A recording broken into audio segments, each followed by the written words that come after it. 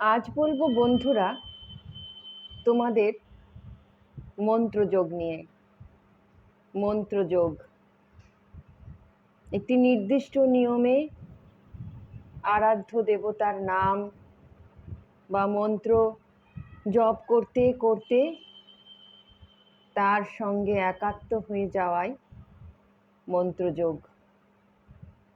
এই মন্ত্রযোগের মাধ্যমে আমরা সূক্ষ্ম অধ্যাত্ম চেতনার বিকাশ ঘটাতে পারি।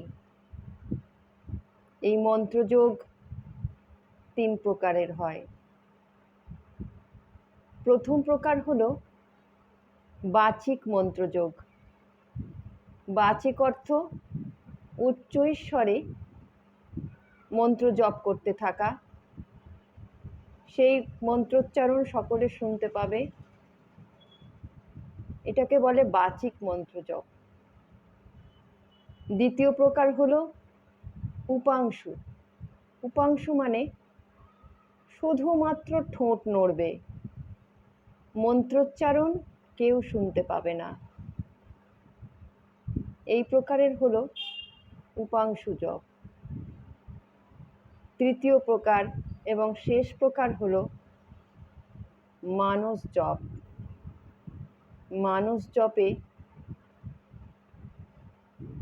ঠোঁটও নড়বে না, মন্ত্রোচ্চারণ কেউ শুনতেও পাবে না, শুধুমাত্র মনে মনে মন্ত্রোচ্চারণ হবে এবং সেই মন্ত্রোচ্চারণের সঙ্গে সঙ্গে তার যে অর্থ তা আমরা স্মরণ করতে থাকব এবং আমাদের যে আরাধ্য দেবতা তার সঙ্গে একাত্ম হতে থাকব।